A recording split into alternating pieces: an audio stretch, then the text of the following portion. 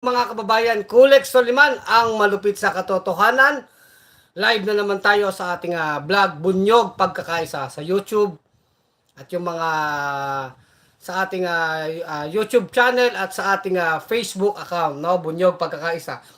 Yan na nga po mga kabunyog, no, yung ating pinaka hihiling na lagyan po ng patong sa ulo itong si Pastor Manyakol, ha? Apollo Kibuloy, nilagyan na po ng patong sa ulo ng Philippine National Police itong si Kibuloy. Anong ibig sabihin nun? May 10 million po na reward para itong si Kibuloy ay tuluyan ng madakip. Ayan, di ba? Kaya lang, ano bang tingin nyo? Yung 10 million ba sapat na ba yan o medyo payat? Di ba? Sabi kasi nung aking kasama, naku, Kulex, parang payat yung 10 million Oo nga naman, ano? So, pwedeng dagdagan pa sana yan. Ngayon, ang tanong dito mga kabunyog, mga kababayan, sa ilang buwan po na pagtatago ni Kibs, mahuhuli na kaya ito? Yan ang tanong dyan. Ngayon, yung ibang mga kasama ni Kibuloy, dyan sa kaso po na human trafficking, human trafficking ang kaso, child abuse, sexual abuse, dami pong kaso niyan. At yung kaso po niya na human trafficking, wala pong piyansa yan, non-bailable. Ibig sabihin, pag naaresto yan ng pulis, diretso po yan sa kalaboso, diretso sa selda, walang piyansa. Walang piyansa hanggang matapos ang kanyang kaso. Kung siya'y mahatulan ng guilty, convicted, hindi na po siya makakalabas ng kulungan. Ganun po yun, ano? Ngayon, kasama din po dyan sa mga pinatungan ng reward money o patong sa ulo itong kanyang mga julalay na mga sinasabi sa kaso, mga kasabwat niya sa paggawa po niyang human trafficking na yan at kung ano-ano pang mga krimen, no? Yan po yung sila Ingrid Canada, meron pa doon yung I think yung bugaw niya, yung sinasabi po nung na-rape na bata na mapalad kayo at kayo ay sisipingan ng anak ng Diyos na demonyo. Diba? Sinasabi doon sa mga bata, kahit nalilito na yung bata, natatakot na kasi sisipingan sila ni Kibuloy 'Di ba? Yun ang kwento ng bata na ni-rape ni Kibuloy. Pinaligo pa, pinagpalit ng damit. Yung paborito pang shampoo ni Kibuloy, yung amoy, yung Palmolive Violet, 'di ba? Sabi po ng biktima. So, 'yon. So, yan nga ay nagawa ni Kibuloy na hindi lang naman siya. So may mga kasapakat siya, kasabwat, mga alalay at yun din po ay kinasuhan, non-bailable na yung kaso at mga nagsisipagtago na rin kaya pare-pareho ng wanted ito. No? Isipin nyo yung loob ng kulto ni Kibuloy may bugaw. Imagine niyo yung eksena, di ba? Talagang matindi po yung ginawa. Kaya lang yun nga, sabi nga ng iba nating mga kasama, sabi sa akin, Kulex, payat ang 10 million. Siyempre, baka pwede rin ibigay ni Kibuloy yun di ba? Kumbaga, ang offer dapat ay mas malaki pa sa 10 million para talagang kahit yung bodyguard ni Kibuloy o yung kanyang pinakamalalapit na mga tagasunod niya, siyempre, mga panatiko yan, pwedeng mag-isip na siya'y traitor na at masilaw na po dun sa kinang ng reward money o patong. Yan po kasi ang nagagawa pag may patong sa ulo. Kasi kung wanted lang yan at nakapaskil yung muka. Nakalagay doon wanted Kibuloy pero wala namang reward money. Wala ganong magi-interest kundi yung pulis lang na huhuli sa kanya. Ngayon, kung may patong sa ulo yan, 10 million O mas maganda pa, 20 million o 50 million, kung sino makakapagturo sa ikadadakip niyan, eh kahit po mga pulis, ganado na yan. Siyempre, pera na yan eh, di ba? O, magaganahan ngayon yung mga pulis o yung mga alagad ng batas, kahit NBI, or kung sino man tao na may impormasyon kay Kibuloy, gaganahan na po yan. O, di ba? Ganyan po ang magiging epekto niyan. So, sa parte ni Kibuloy, sigurado tayo, maglo-loyalty check siya sa kanyang mga alagad. Halimbawa, yung nagba-bodyguard sa kanya. Kumbaga, lalong mapapraning po si Kibuloy. Bakit mapapraning? Siyempre, magtataman duda siya ngayon. Titignan niya yung kanyang taga-timpla ng kape, di ba?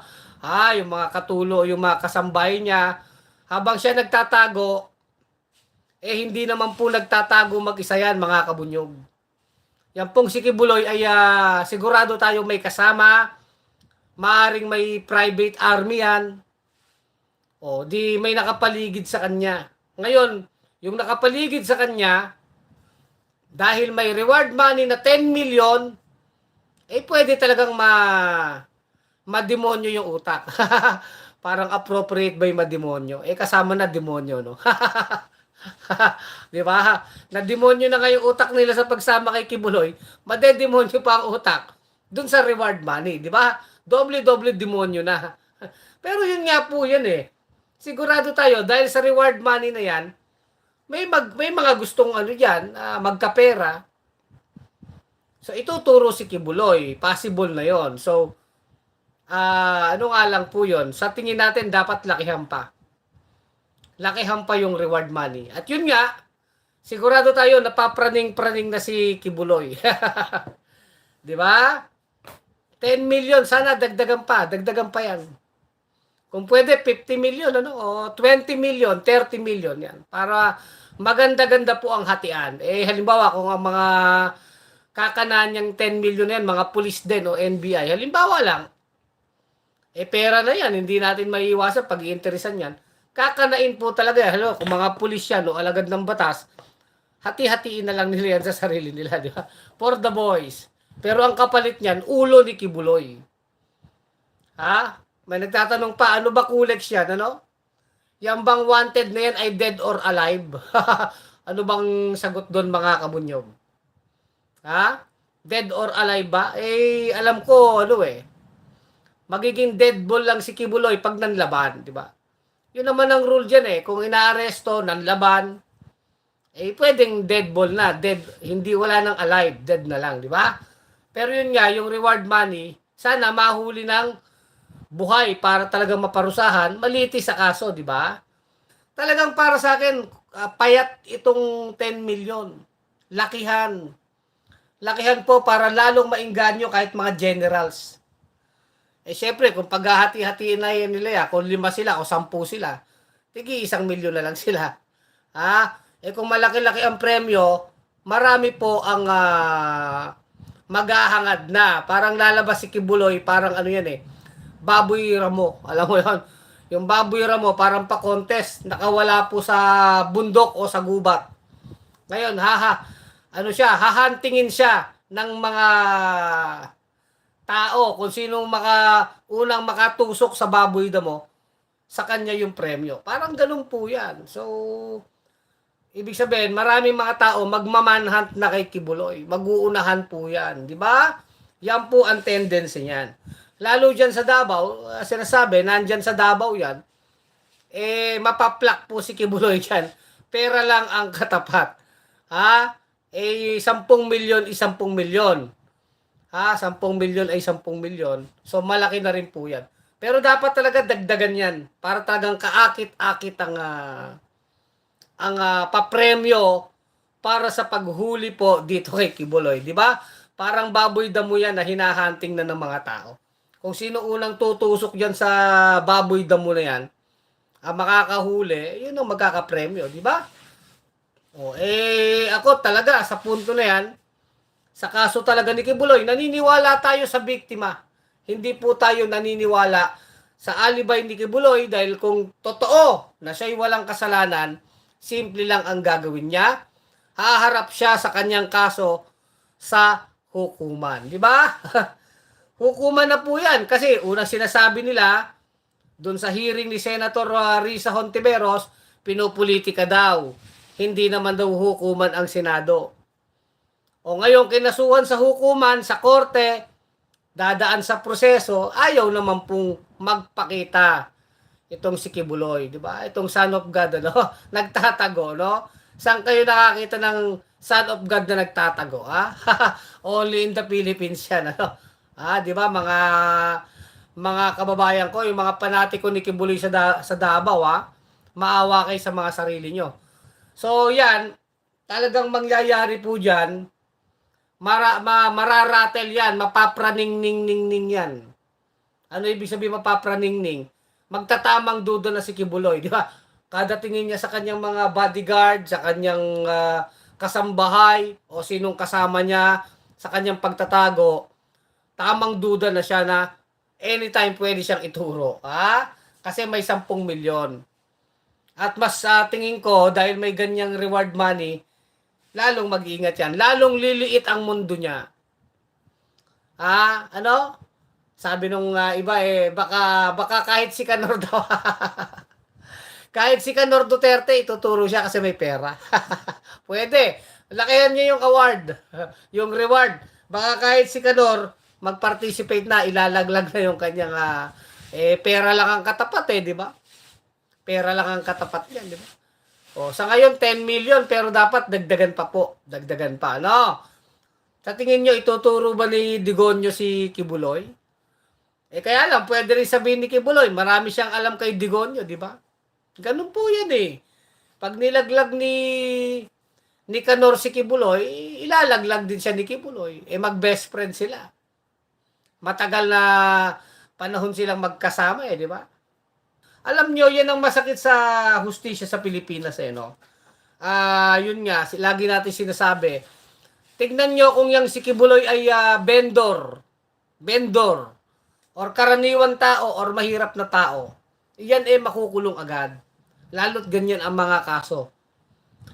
Pero palibasa, maimpluwensya, kaibigan ng dating presidente, may mga kaibigan na senador na kagaya nila Villar, nila Robin Padilla. Isipin nyo, kahit ang kaso niyan, human trafficking, sex abuse, sexual abuse, kahit na po sinabi nung bata sa Senado na ni-rape siya ni Kibuloy, hindi po mahuli-huli, di ba? Yun ang nakakalungkot sa ating batas.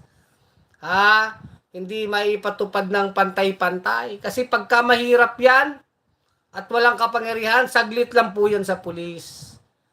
Ngayon, nahihirapan sila. Kasi talaga, sigurado tayo, yang si Kibuloy ay may proteksyon ni Duterte. Yun lang po yun. Total, hindi naman tinatanggi ni Duterte yun. Talagang magkadikit na po ang kanilang mga bituka at mga halang na kaluluwa, di ba? Yung halang na kaluluwa ni Kibuloy, kadugtong po ng halang na kaluluwa ni Digonyo, ni Kanor Duterte. Magkadugtong na po yan.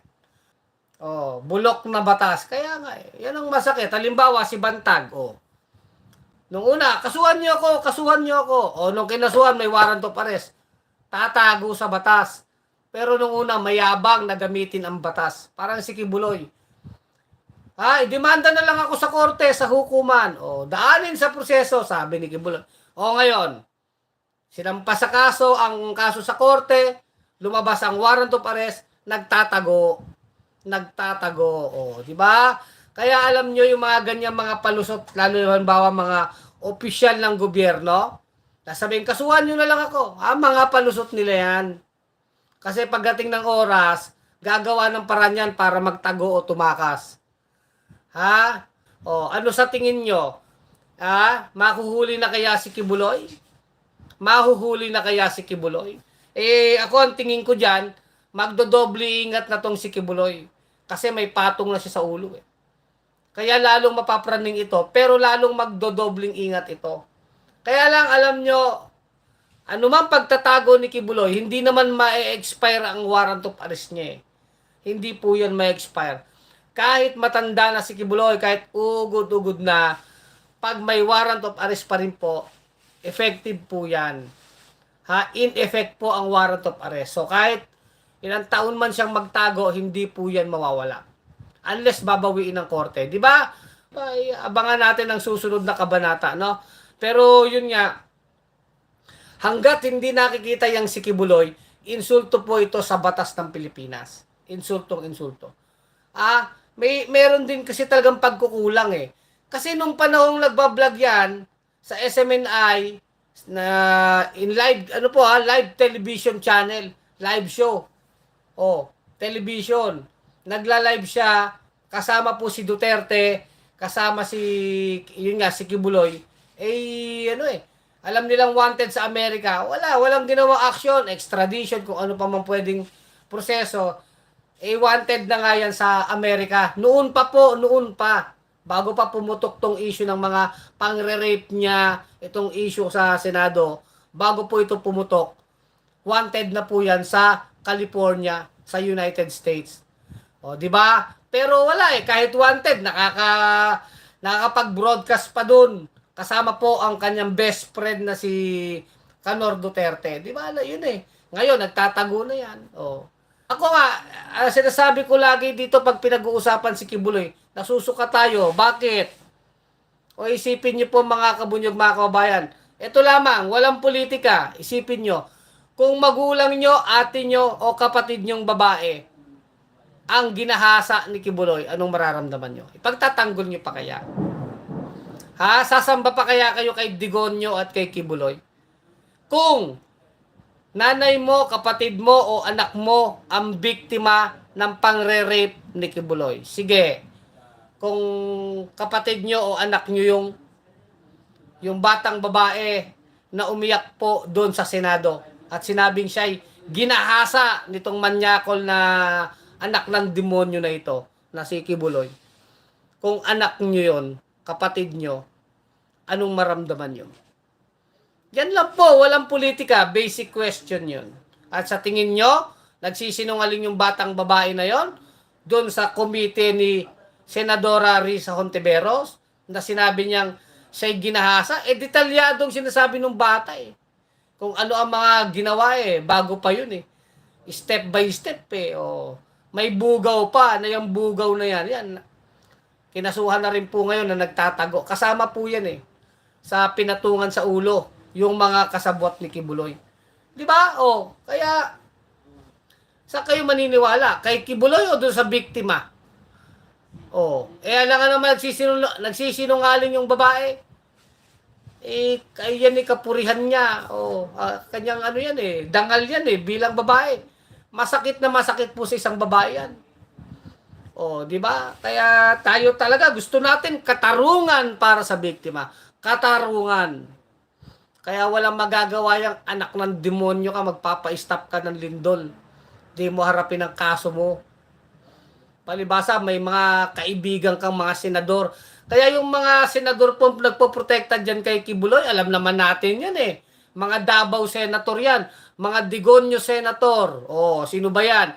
Robin Padilla, si Bato, si Bongo. Yung mag-inang Bilyar, si Tiyanak Bilyar, si Mark Bilyar. Yan ang mga nagpoprotekta dyan. Huwag na natin iboboto yan. Basura. Kasi mas kaya nilang kampihan si Kibuloy kaysa sa biktima. Napakasimple lamang po. Di ba? Simpleng-simple mas si Kibuloy yung minamahal nila Robin Padilla. Mas si Kibuloy yung pinoprotektahan kaysa sa paghahangad ng katarungan. Di ba? Ang liwanag niyan. Sa totoo lamang, ako talaga ay ang bunyog. Ako, si Kulik Suliman. Kumakampi ako sa biktima. Yan ang aking posisyon. Kinakampihan natin ang biktima at naghahangad tayo katarungan para sa mga biktima. Yun lang. Managot ang dapat managot. Di ba sabi nila, no one is above the law. Patunayan natin yan. Nasaan ka na, Kibuloy? Where na you? Ang batas-batas. Bakit yung Senior Aguila nakulong agad? Di ba? Ganun yun tapos ikaw diyan patago-tago ka. Sinasabi nga ni Duterte, alam ni Canor kung nasan Kaya dapat yan si Duterte, arestuhin din yan. Bastos din sa batas yan. Di ba? Bagay, di naman talaga, wala silang galang sa batas eh. Di ba sabi ni Duterte, alam niya kung nasan si Kibuloy, pero secret daw. Bastusan yun pagka ganun. Ano yan obstruction of justice po yun. Hinaharangan nyo ang hustisya. Yung daloy ng hustisya ay pinipigilan nila. Obstruction of justice. Di ba? Sinabi yan ni Canor Duterte, ni Digonio, talagang matindi po.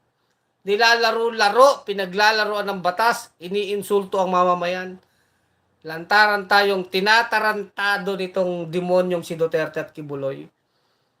Katanda-tanda mo ng demonyo kang Duterte ka.